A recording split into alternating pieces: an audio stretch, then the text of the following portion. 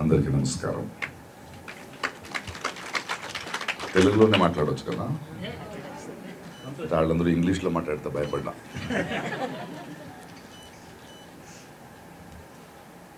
శ్రీనివాస్ గారు ఉన్నారు, డాక్టర్ మీనా కందస్వామి గారు ఉన్నారు, బాగా రాసుకుని వచ్చారు.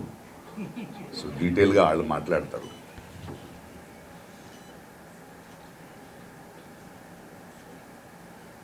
ఈరోజు ఈ కాలంలో ఇలాంటి సెమినార్లు కానీ ఇలాంటి డిస్కషన్స్లు ఎందుకు జరుగుతున్నాయి? భాష మీద దాడి జరుగుతుంది కాబట్టి. బాగుండేవాళ్ళం లేకపోతే. భాష బాగా, నేను ఒక 7 భాషలు మాట్లాడతాను. 7 భాషల సినిమాలు యాక్ట్ చేశాను. చాలా అద్భుతమైన జీవితం నాది. అంటే ఎన్నో నదుల నీళ్లు, ఎన్నో భోజనాలు, ఎన్నో కల్చర్స్, ఎన్నో స్టోరీస్, ఎన్నో క్యారెక్టర్స్. ప్రాబ్లీ అందువల్లే నన్ను పిలుస్తారు కాబట్టి. నేను కర్ణాటక, నా మాతృభాష కన్నడ.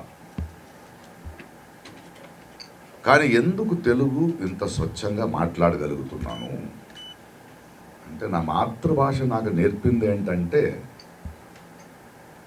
ఇంకొకళ్ళ భాష మాట్లాడడం అనేది వాడిని గౌరవించడం. వీలైనంత స్పష్టంగా మాట్లాడాలి. ఎందుకంటే నా అనుభవంలో, ఇన్ని సంవత్సరాల అనుభవంలో, భాష అనేది ఒక సౌండ్ మాత్రమే.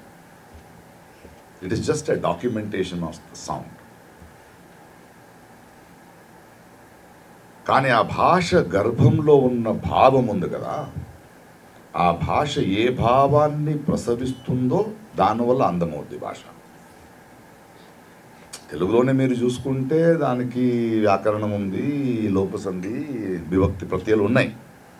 కానీ శ్రీ రాస్తే వేరేగా ఉంటుంది, చలం రాస్తే వేరేగా ఉంటుంది, ఆత్రేయ రాస్తే, బాలగంగాధర తిలక్ రాస్తే వేరేగా ఉంటుంది. అంటే పెయింట్ అందరి చేతుల్లో ఉంటుంది, కలర్స్, పెయింటర్ ఒక్కడే అవుతాడు కదా. సో మనిషి భావం, ఆడ అవగాహన, ఆడు ఏం తప్పు చెప్పదలుచుకుంటున్నాడు, అందువల్ల భాష అద్భుతం అవుద్ది, సౌండ్. ప్రపంచంలో ఉన్న అన్ని భాషల్ని మీరు తవ్వితే అక్కడ దొరికేది మనకి మనిషి ఆశలు, వాళ్ళ కలలు, వాళ్ళ నొప్పి, వాళ్ళ ప్రతిరోధం, వాళ్ళ ఏడుపు, వాళ్ళ సంతోషం, అంతే కదా. The different language, when you dig in to it, what you get is the human cry. ఇప్పుడు సౌత్ ఇండియన్ లాంగ్వేజెస్ అని అంటాం.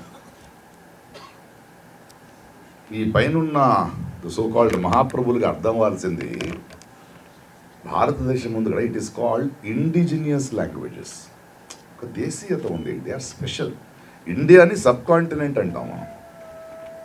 యావత్ ప్రపంచంలో మీరు ఎక్కడ చూసినా ఇన్ని భాషలున్నా, ఇన్ని ప్రాంతాలున్నా, ఇన్ని వెరైటీ ఉన్న భోజనాలు కానీ, ఇంకొకటి కానీ, కల్చర్స్ కానీ ఉన్న ఒక స్పేస్ ప్రపంచంలో ఇంకెక్కడ లేదు, భారత మాత్రమే. That is why we call it unity in diversity. So beautiful కదా. ఇప్పుడు భాష కూడా it is not a sound, it not just అందులో ఏది ఉందంటే, ఫర్ ఎగ్జాంపుల్ నేను ఎక్కడో రాశాను కూడా నా పుస్తకంలో, నీ పాపం పండిన రోజు నువ్వు దొరికిపోతావు అనే ఉపమ ఉంటే, వాడు నదీ ప్రాంతం నుంచి వచ్చి ఉంటాడు, రాయలసీమ వాడు రాయడు దాన్ని కదా, అక్కడ పండు లేదు కదా. So language is not, it's pregnant. వాళ్ళ ఇంటెలిజెన్స్, వాళ్ళ విజ్డమ్, ఇవన్నీ ఉండడం వల్ల అది. బట్ వీళ్ళు ఏం చేస్తున్నారు, పై నుంచి వచ్చి హెగమని అంటే మన భాషే కరెక్టు, మనదే శ్రేష్టం, మనలో గొడవలు పెడుతున్నారు వాళ్ళు. మాది పాత భాష, నీదేంట్రా అనగానే ఇక్కడ తమిళ్లో నేనే పాత అంటుంది, తెలుగు నేనే పాత అంటుంది, మళ్ళీ అంటే దే ఆర్ అగైన్ ట్రైండ్. అది కాదు, అది ఎవ్రీథింగ్ ఈజ్ ఇండిజినియస్. దానికి ఒక వైశిష్ట్యం ఉంది. ఆ వైశిష్ట్యాన్ని గుర్తించాలి. Whether it is tribal language ఉండొచ్చు, తెలుగు ఉండొచ్చు, తమిళ్ ఉండొచ్చు, మలయాళం ఉండొచ్చు. వాళ్ళకి ఎప్పుడు చెప్తాను, రీసెంట్గా వాళ్ళు హిందీ మనల్ని హిందీని నేర్చుకోమంటారు కదా, వాళ్ళకి చెప్పాను నేను, రే నువ్వు హిందీ మాట్లాడతావు ఎందుకంటే నీకు హిందీ మాత్రమే తెలుసు, నీకు హిందీ తెలుసు, అందువల్ల హిందీ మాట్లాడమంటాం. నన్ను హిందీ మాట్లాడమంటున్నావు ఎందుకంటే నీకు హిందీ మాత్రమే తెలుసు. తేడా ఉంది కదా. యూ వాట్ కర్ణాటకలో మన పెరుగు ప్యాకెట్ ఉంది కదా, వాళ్ళు ఇంట్రడ్యూస్ చేశారు అమూల్ వాళ్ళు. అందులో కరడు, దహి. నేను కన్నడంలో మొసరు అంటాం, తెలుగులో వస్తే పెరి ఎందుకు లేదన్నా, లేదు దహి. అంటే నీ ఐడియా ఏంటి, నీ పాలిటిక్స్ ఏంటి, లాంగ్వేజ్ పాలిటిక్స్. మన పల్లెటూరులో పక్కింటి వాళ్ళకి ఏమంటే మీ ఇంట్లో కొంచెం దహి ఉందా అని అడగాలి, అంతే కదా నీ politics. So you should be very very clear of this hegemony. North south ఇందువల్లే స్టార్ట్ అయ్యింది. వాళ్ళకి చెప్పాను, మీరు నన్ను ఎందుకు హిందీ నేర్చుకోమంటారో, నా కష్టాలని మీ భాషలో నేను చెప్తాను, మీరు వింటారా, లేదా మీ సోది నేను వినాలా మీ భాషలో. అన్నా don't try to push up all this. ఇది అన్నిటికన్నా ఒక చిన్న ఎగ్జాంపుల్ ఇచ్చి నేను నా భాష మాటను నేను ఫినిష్ చేస్తాను. నేను ఒక నిర్దిగా అంతా ఒక థియేటర్ ఇన్క్యుబేటర్ చేశాను. అందులో ఒక 2 సంవత్సరాల నుంచి చిల్డ్రన్స్ థియేటర్ చేస్తున్నాం. మొన్న ఒక అద్భుతమైన నాటకం చేశారు పిల్లలు, చిల్డ్రన్. కరెక్ట్ అయిన ఆన్సర్ ఈ నార్త్ ఇండియన్స్ కది. ఆ కథ ఏంటంటే, ఈ చెదలు ఉంటాయి కదా యాంట్ హిల్స్లో, వైట్ యాంట్స్. అవి ఏదో ఈ పుట్టకి పూజ జరుగుతుంటే మిల్క్ రెయిన్ వస్తుంది, మనం తప్పించుకోవాలని అక్కడి నుంచి బయలుదేరుతాయి. బయలుదేరి ప్రపంచంలో తిరుగుతుంటే భూమి మీద ఎక్కడ కూడా వాళ్ళకి భోజనం లేదు. ఎందుకంటే మనిషి అన్నిట్లో విషం కలిపేసాడు. Yes poison everything, land, earth, plastic. మళ్ళీ ఆకలితో చచ్చిపోతాం కదా అంటే ఒక్క సీనియర్ చెడు దట్ యాంట్ వచ్చి చెప్తుంది, లేదు లేదు ఒక్క ప్లేస్కి మాత్రం విషయం కలపలేకపోయాడు, అది బుక్స్. సో మీరు వెళ్ళి ఆ బుక్స్ని తినండి అని. అందరూ గ్రంథాలయాలకు వెళ్తారు. ఆ గ్రంథాలయానికి వెళ్తే ఒక చిన్న I to be or not to be అని వస్తుంది. అంటే షేక్స్పియర్ని తిన్నాడు అక్కడ. సో ఆ బుక్స్ ఉండి అక్కడ రామాయణం ఉంది, భగవద్గీత ఉంది, విక్రమోర్బేతాలు ఉన్నాయి. తినే దానికి ముందు చెప్తుంది, చూడు తిను, బట్ ఈ ఆహారంలో వైశిష్ట్యం ఏంటంటే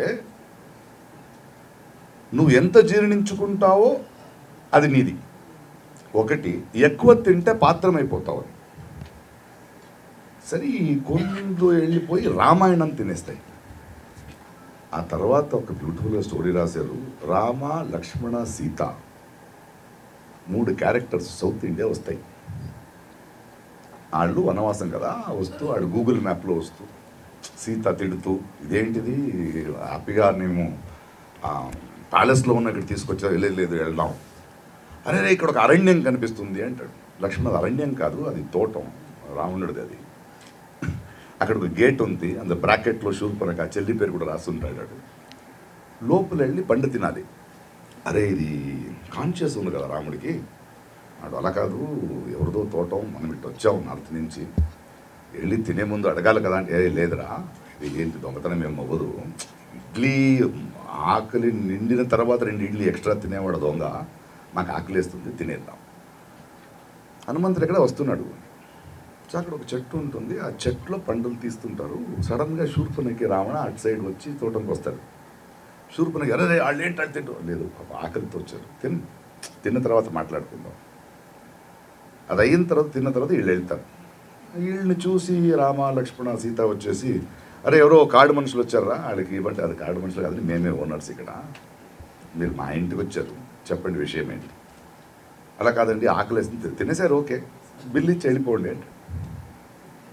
అలా కాదు, బిల్ ఇవ్వాలంటే డిస్కౌంట్ ఇవ్వమ్మా, జిఎస్టీ తీసేసి అంటే, లేదు అంటే మీరు డిస్కౌంట్ ఇచ్చి కూడా మీరు తినడం అంటే, మీ దగ్గర డబ్బు లేదంటే మీరు టూరిస్ట్ కాదు, భోజనం వెతుక్కుంటూ వచ్చారు, అందువల్ల డబ్బు లేదు కాబట్టి ఎన్ని పళ్ళు తిన్నారు కదా, ఆ సీడ్స్ని పెట్టి దాన్ని చెట్టు చేసి వెళ్ళిపోండి. మీరు ఎక్కడి నుంచి వచ్చారు, నేను నార్త్ నుంచి, నా పేరు రామ, మీ గురించి విన్నాను. మీరు, నేను సౌత్ నుంచి Ravana, nice to meet you. ఇంత సింపుల్. వాళ్ళు ఇక్కడ వస్తే మా భాష నేర్చుకోవాలి, మా కల్చర్ని గౌరవించాలి, ఇక్కడ సంపాదించడానికి కొంచెం పెట్టుబడి పెట్టి వెళ్ళాలి. ఇంతకన్నా చిన్న పిల్లలు ఈ లాంగ్వేజ్ పాలిటిక్స్ని చెప్పలేరు అనుకుంటా. అద్భుతమైన ఒక స్టోరీ, చాలా బ్యూటిఫుల్. మన భాష, మన సంస్కృతి, మన ధ్వని, ఇది మన గర్వం, అది మా ఐడెంటిటీ. అది ఎట్టి పరిస్థితుల్లో కూడా మా ఐడెంటిటీని వదలవు, మిమ్మల్ని గౌరవిస్తాం. మీరు గౌరవించకపోతే ఎలా గౌరవించాలని నేర్పుతాం. Thank you so much. Thank you sir.